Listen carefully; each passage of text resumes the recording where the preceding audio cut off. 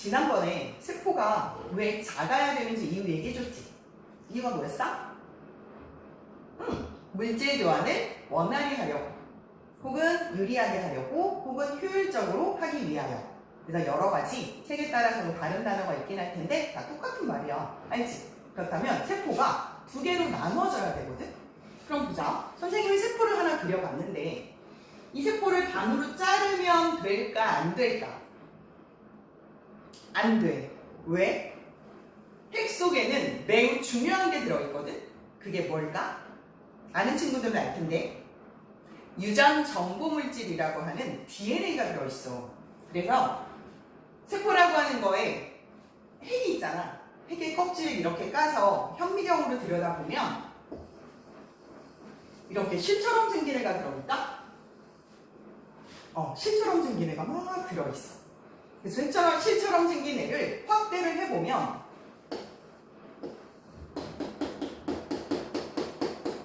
이게 뭘 것 같아? DNA라고 하는 유전 정보 물질이고 중간중간에 유전자가 들어있고 그 유전자에 따라서 너희들의 모습이 이렇게 나타나게 된 거거든? 그렇다면 여기 있는 유전 물질이 DNA 한 가닥으로 되어 있는 건 아니고 이렇게 실처럼 생긴 애의 형태는 DNA가 끈처럼 생겼는데 단백질이라고 하는 것에 이렇게 감겨져 있어. 그래서 멀리서 보면 그 감겨져 있는 게 이렇게 실처럼 보이는 거거든? 그렇다면 DNA를 왜 감아놨을까? DNA의 길이가 전부 다 합하면 1m 정도가 된대. 지난번에 선생님이 줄자를 가지고 1m 얘기해줬잖아. 이만큼이 되는 DNA를 이 마이크로밖에 안 되는 핵 속에 넣어야 돼. 그래서 굉장히 체계적으로 똘똘똘똘 잘 감아놨고 그것이 이렇게 실처럼 보이는 것이야. 그래서 원래 핵 속에는 단백질과 DNA를 갖고 있다라고 해줄 거고 실의 형태로 나타날 건데 그렇다면 이 세포를 두 개로 나눠야 돼. 일정하게 세포가 막 태어나서 세포가 영양소를 섭취하게 되면 세포가 성장을 하거든? 근데 세포가 계속 커지면 안 된다 했잖아. 세포는 작을수록 유리하기 때문에 세포가 두 개로 나눠져야 되고 그걸 우리가 세포 분열이라고 한다? 그럼 세포를 분열하기 위해서 도대체 어떻게 해야 될까를 생각을 한번 해야 돼.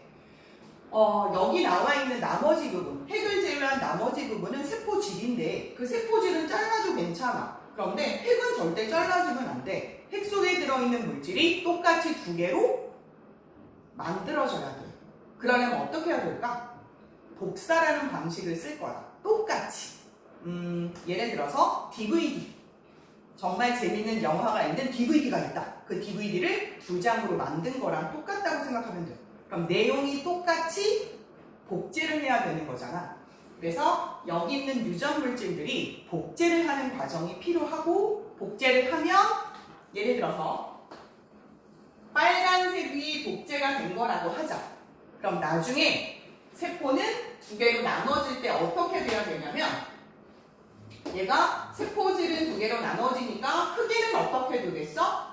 작아질 거고 이 속에 들어있는 핵 속에 들어있는 유전 물질은 똑같아야 돼. 실처럼 생긴 애. 그래서 이쪽은 만약에 하얀색이 있다 라고 하면 이쪽은 이렇게 빨간색으로 나눠져야 되고 하얀색과 빨간색은 동일한 내용을 갖고 있어야 돼. 그래서 지금부터 이렇게 나눠질 거야 라고 하는 걸 설명을 할 건데 그걸 설명하기 전에 여기 있는 물질을 좀 살펴보려고 해. 어떻게 하면 정말 효율적으로 빨간 거랑 하얀 거를 따로 분리할 수 있을까를 생각해야 돼요.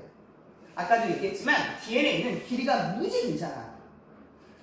하나가 길다는 것이 아니라 여러 개가 다 합하면 그 정도로 길이를 갖고 있기 때문에 이거를 어떻게 하면 엉키지 않고 체계적으로 동일한 정보, 동일한 내용을 두 군데로 나눠 담느냐가 오늘의 관건이야. 굉장히 어려운 내용이긴 한데 그렇다면 뭘 생각해 볼 수 있냐면 이렇게 실처럼 생긴 애를 우리가 한번 따져보자. 복제를 했기 때문에 빨간 거랑 하얀 거랑 얘기했지만 원래는 둘 다 하얀 거로 그려도 상관은 없어. 왜? 내용이 똑같으니까. 그치? 그렇다면 얘를 우리는 이렇게 실처럼 생긴 애를 세포에게 한번 명령을 해보자. 세포야, 네가 이사를 간다. 네가 이사를 가. 그럼 이사를 가려면 우리가 어떡하지? 짐을 싸잖아. 짐을 쌀 때 어떡하지? 책은 책대로, 이불은 이불대로, 옷은 옷대로, 그릇은 그릇대로 이렇게 따로 패킹을 하잖아. 알아? 그것처럼 얘도 이사를 할 때 짐을 싸기 시작할 거야. 그래서 짐을 싼다는 건 이제 묶어놔야 되잖아. 그래서 실처럼 생긴 애를 이렇게 뭉쳐놓은 형태. 그래서 얘가 실처럼 생긴 애를 이렇게 뭉쳐놓은 형태. 이런 식으로. 그래서 이걸 우리가 뭐라고 부를 거냐면 지금부터 염색체라고 부를 거야. 뭐라고 부른다고? 염색체. 염색체는 우리나라 말로 번역을 했을 때 염색체인데 원래 원어를 한번 써볼 때 선생님이 크로모솜이라고 불러. 그리스어거든. 크로모는 크로마라고 하는 컬러를 나타내는 거야. 컬러, 색깔. 그 다음에 이 솜은 바디, 몸을 나타내는 거야. 몸체자. 그래서 이 물질은, 핵 속에 들어있는 이 물질은 염색이 매우 잘 된다고 해서 과학자들이 그냥 크로모솜이라고 이름을 붙였다? 근데 우리나라 말로 번역을 할 때 염색이 잘 되는 몸, 바디. 그래서 염색체라고 이름을 붙인 거야. 실제로 염색이 되게 잘 돼. 그래서 염색체가 이렇게 나타나고, 근데 염색체가 이렇게 하나만 나타나는 게 아니라 똑같은 크기와 모양을 가진 게 한 덩어리가 나타나고 또 나타난다? 얘도 모양과 기능이 똑같고, 뭐 이렇게 생긴 애가 또 있겠지, 뭐 모양과 기능이 똑같고, 모양과 크기가 똑같고, 이런 애가 무지 많이 나타나. 그래서 최종적으로 뭐 이런 애가 나타났다. 그래서 맨 마지막까지 나타나면 이게 총 쌍을 이루고 있거든? 똑같은 염색체가 쌍을 이루고 있는데 이게 전체적으로 사람은 23쌍을 갖고 있어. 그럼 23쌍이면 몇 개야? 46개가 되겠지. 그래서 46개 염색체를 갖고 있다고 생각하면 돼. 근데 궁금한 건 얘랑 모양과 크기가 똑같다? 그리고 과학자들이 이렇게 연구를 해보니까 기능도 똑같아.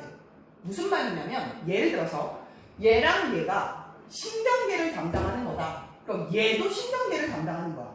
그래서 신경계를 담당하고 신경계를 담당하고, 뭐 예를 들어서 피부를 담당하면 얘도 피부를 담당하는 거야. 왜 모양과 크기가 똑같은 게 두 개씩 존재할까? 라고 생각을 해봤더니 사람은 어떻게 태어나? 야한 상상하지 말고 어떻게 태어나지? 정자랑 난자랑 결합을 해서 태어나잖아. 그래서 한쪽은 정자가 갖고 있는 거, 한쪽은 남자가 갖고 있는 유전 정보였던 거야. 그래서 결국엔 반을 잘라서 이쪽은 예를 들어서 아빠가 준 거라고 하면 이쪽은 엄마가 준 거인 거야. 그래서 결국에 우리는 이렇게 모양과 크기가 똑같은, 혹은 모양과 기능이 똑같은 이런 염색체를 반드시 쌍으로 갖고 있어야 사람으로 태어날 수 있었던 거야. 무슨 말인지 알겠어? 그래서 항상 염색체는 꼭 쌍으로 존재하고, 쌍으로 존재하는 이 염색체를 우리가 부르는 이름이 있어. 모양과 크기가 똑같지, 서로 같다, 서로 상, 같을 동. 그래서 얘네들을 우리가 무슨 염색체라고 하냐면 얘네들을 부르는 염색체, 요거 쌍을 부르는 염색체를 상동 염색체라고 해. 뭐라고 부른다고? 상동 염색체. 오케이? 그럼 상동 염색체, 말이 점점 어려워지고 있으니까 신경 좀 드세요. 이거 잘 들어봐. 염색체가 이렇게 쌍으로 나타나고 항상 상동 염색체가 존재하고 있어. 아까 내가 뭐라 그랬지? 얘를 임의로 짐을 싸라고 명령을 할 때 얘네들이 이렇게 짐을 싸게 되는 거야. 무슨 말인지 알겠지? 그래서 이렇게 23쌍의 염색체를 갖고 있다.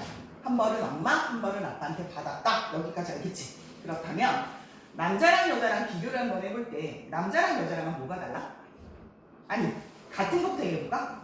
사람이면 모두 다 공통적으로 갖고 있는 거 있잖아. 머리카락도 있고, 손톱 발톱도 있고, 또 눈 2개, 코 하나, 입 하나, 귀 2개, 그리고 내장기가 다 똑같이 갖고 있잖아. 근데 하나 다른 게 있어. 뭘까? 그래, 생식 기관이 다르잖아. 남자는 고추가 있어, 여자는 안으로 들어가 있잖아. 그치? 그래서 그걸 다르게 결정하는 염색체가 있다? 그러면 공통으로 가진 염색체도 있을 거고 다른 염색체도 있는 거야. 그래서 공통으로 가진 염색체를 우리가 일반적인 염색체에서 일반 상자를 써서 상염색체라고 하고, 남녀 다른 성을 결정하는 염색체라고 해서 성염색체라고 부를 거야. 그럼 누가 더 많을 것 같아? 성을 결정하는 거겠어? 몸을 결정하는 거겠어? 당연히 몸을 결정하는 것이 더 많지. 그래서 상염색체는 22쌍이 있어. 성염색체는 한 쌍이 있어. 그러면 상염색체는 몇 개인 거야? 44개인 거야. 그럼 성염색체는 몇 개인 거야? 2개인 거야. 알겠지? 그 다음 여자랑 남자랑 나중에 책을 한번 봐봐. 선생님이 지금 그걸 다 그릴 수가 없어서 책을 보면 남자랑 여자랑 염색체의 차이가 23번째 염색체거든. 그 23번째 염색체에 어떤 게 있냐면 제일 마지막 염색체가 여자는 2개 염색체가 똑같이 나타나고 남자는 그 염색체가 다르게 나타나. 그래서 여자를 표현할 때는 XX라고 표현을 하고 남자를 표현할 때는 XY라고 표현을 할 거야. 그건 좀 이따가 다시 한번 볼게. 자, 그렇다면 우리는 일단 염색체 이름을 알았어. 염색체가 왜 나타나냐면 짐을 싸기 위해서 덩어리 형태로 나타나는 거고, 염색체라고 하는 건 핵 속에 들어있는 유전 정보 물질이 실처럼 엉켜있는데 이 엉켜있는 걸 모양과 크기 똑같이 기능별로 이렇게 뭉쳐놓은 형태를 염색체라고 할 거고, 실제로 염색체는 이 형태가 있는 게 맞지만 이 염색체를 들이면 어떻게 될까? 이 세포가 만약에 염색체를 만들면 어떻게 돼? 2개의 공간으로 이렇게 나누려고. 그러면 얘가 어떤 형태로 나타나냐면 봐봐. 빨강과 하양이 있었잖아. 여기 있는 하양 옆에 빨강이 이렇게 생겨. 이렇게. 즉 하양이 복제한 게 빨강이라는 얘기야. 그럼 얘네 둘은 유전 정보가 똑같아. 맞지? 그런데 상동 염색체라고 하는 얘네 둘은 유전 정보가 똑같을까? 아까도 얘기했지만 하나는 엄마, 하나는 아빠한테 받은 거잖아. 그래서 기능이 똑같긴 하지만 유전 정보가 달라. 무슨 말인지 알지? 엄마랑 아빠랑 피부색도 다르고 엄마랑 아빠랑 뭐 내장기관 뭐 그런 거 똑같겠지만 기능적으로 좀 약간 다르다고 하는 거야. 특징들이 있잖아. 얼굴의 외모라든지 이런 것들. 그래서 달라. 유전 정보가 달라. 상동 염색체는. 하지만 여기에 붙어있는 원래 염색체가 나타날 때 이 형태로 나타나는데 이렇게 얘네 둘은 유전 정보가 똑같다는 거야. 그 다음 여기는 하얀색이 복제한 게 빨강이면 이렇게 해서 쌍으로 묶이는 거야.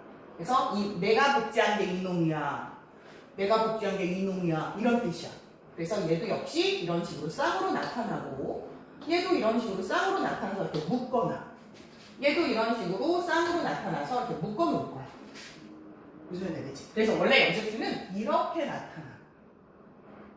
아까 전에 선생님이 하얀색만을 그린 건 복제하지 않은 상태에서 그냥 네가 짐을 싸봐라 라고 했을 때 아까의 그 형태가 나타났던 거고. 이해할 수 있어? 그렇다면 이제 우리는 이름도 알았으니까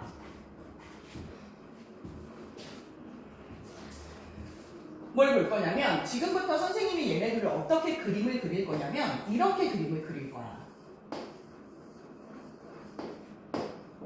그러면 얘네들은 무슨 관계인 거야? 모양과 크기가 똑같으니까 얘네들은 상동 염색체인 거고,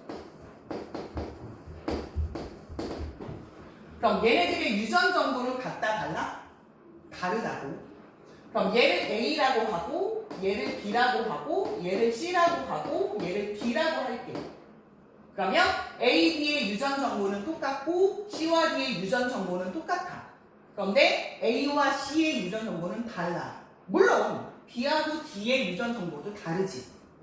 A랑 A는 B가 복제한 거, 혹은 B를 복제한 게 A일 수도 있고. 그래서 이런 식으로 복제한 애를 묶어놨어.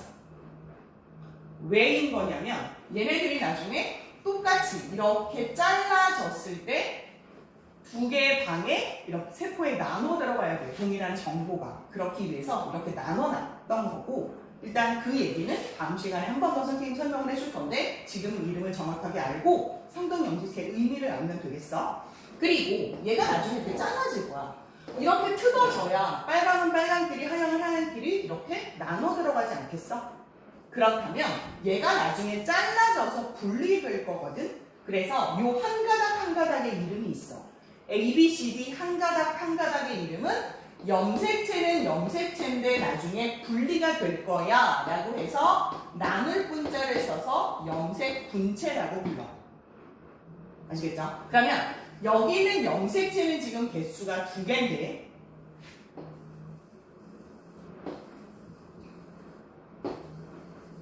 그럼 얘는 개수가 몇 개니? 염색체 개수가 4개인 거야. 상동 염색체고 그리고 상동 염색체가 2쌍이고 개수는 4개라고 해서 상동 염색체는 2개가 짝을 이루고 있잖아. 2개. 그래서 이걸 우리가 2개. 넘버가 숫자가 2개로 짝을 이루고 있어서 하나, 둘, 셋, 넷. 그래서 얘를 4라고 얘기를 할 거야.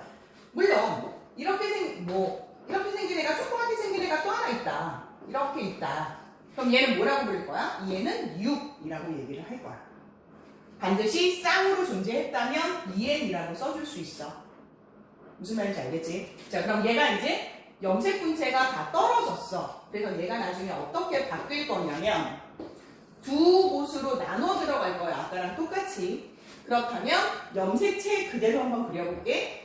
얘랑 얘가 상동, 즉 긴 거 2개, 그 다음 중간짜리 2개, 그 다음 여기 있는 애 작은 애 2개, 그리고 여기도 큰 애 2개,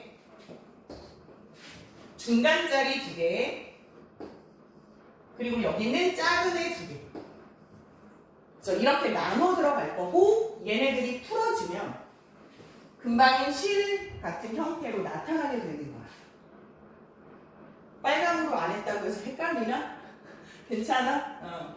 오케이. 자, 그러면 이렇게. 그럼 얘는 개수가 아주 2개가 짝을 이루고 있잖아. 그래서 얘를 2n이라고 그대로 써줄 수 있고 개수를 세면 하나, 둘, 셋, 넷, 다섯, 6개라고 할 수 있어. 얘도 6개인데 얘도 6개예요? 왜? 2개가 붙어 있으면 하나로 칠 거야. 왜냐면 얘랑 유전 정보가 똑같잖아. 아까 얘랑 유전 정보가 다 똑같다고 했잖아. 복제한 했으니까. 그래서 얘를 다 하나로 쳐서 6개라고 놓고 얘도 6개. 물론 얘도 2에는 6이 되는 거야.